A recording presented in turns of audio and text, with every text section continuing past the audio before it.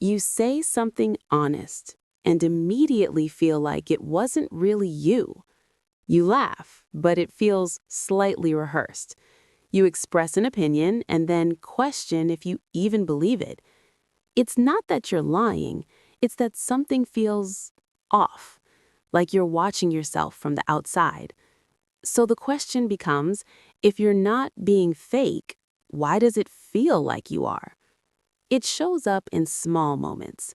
You're talking to someone and part of your attention isn't on the conversation, it's on how you're coming across. Are you talking too much, too quiet, too serious, too much like someone else? So you adjust, slightly. Your tone softens, your words become safer, your reactions become calculated, and afterward, you replay it. Not because something went wrong, but because something didn't feel fully right. This doesn't just affect conversations, it affects decisions. You hesitate before expressing preferences. You second guess your instincts. You wonder if what you want is actually yours or just something you've learned to want. Over time, this creates a quiet identity tension. You start asking questions like, which version of me is real? Why do I feel different around everyone? Do I even have a consistent self? And the more you try to be real, the more unnatural it feels. That's the paradox. The harder you try to be authentic, the more self-aware you become. And the more self-aware you become, the more you feel fake. So what's actually happening here? This feeling isn't a sign that something is wrong with you. It's a sign that something in you is highly developed, because what you're experiencing is not deception, it's over-adaptation.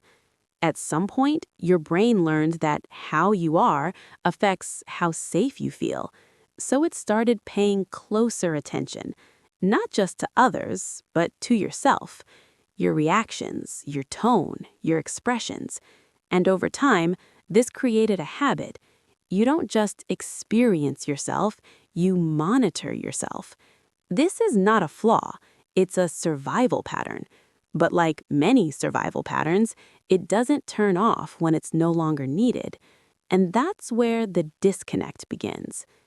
To understand this, you need to understand something called self-monitoring. In psychology, self-monitoring is your brain's ability to observe and adjust your behavior in social situations. It's useful. It helps you fit in, avoid conflict, navigate complex environments. But here's the key. When self-monitoring becomes constant, it splits your attention in two. One part of you is living the moment, the other part is watching it happen. This creates what you can think of as the inner camera. Imagine there's a camera inside your mind filming everything you do. Not just recording, but evaluating. Was that normal? Did that sound weird? Should I have said that differently? Now, here's the problem. Your brain treats this camera as if it's necessary for safety, so it never turns it off. From a neuroscience perspective, this involves increased activity in the prefrontal cortex, the part responsible for self-reflection and control. At the same time, it suppresses more automatic, spontaneous responses that come from deeper emotional systems. So instead of being yourself, you're managing yourself. And that management creates a delay, a gap, a subtle feeling that what you're expressing is slightly edited. That's what feels fake, not because it's untrue, but because it's filtered. And the more you try to fix this by controlling yourself better, the stronger the inner camera becomes. So if control isn't the solution, what is? Instead of adjusting your behavior in real time, just notice it without correcting it. This reduces overactivation of the prefrontal cortex and allows more natural responses to emerge. In a conversation, you notice your voice sounds different.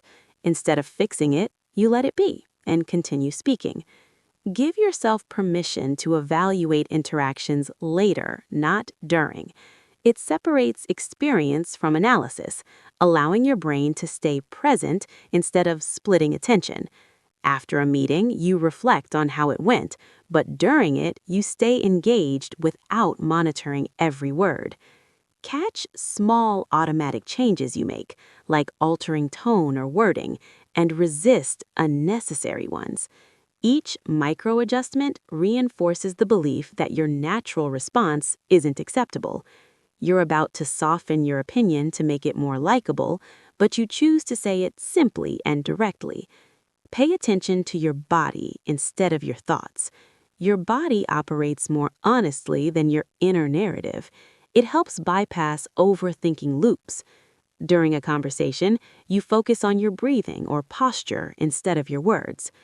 Stop trying to act like the same person in every situation. Personality is context dependent. Trying to be perfectly consistent increases pressure.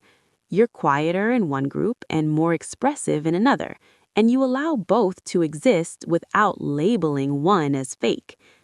Think of your mind like a stage. There's the actor, the part of you that speaks, reacts, lives, and there's the director, the part that observes, adjusts, controls. You need both. But right now, the director is too loud. It interrupts scenes, it rewrites lines mid-sentence, it questions every movement. So the actor never fully performs. The goal isn't to remove the director, it's to let the actor lead again. To allow moments where you are not edited, not refined, not optimized, just expressed. That feeling of being fake was never about you being dishonest.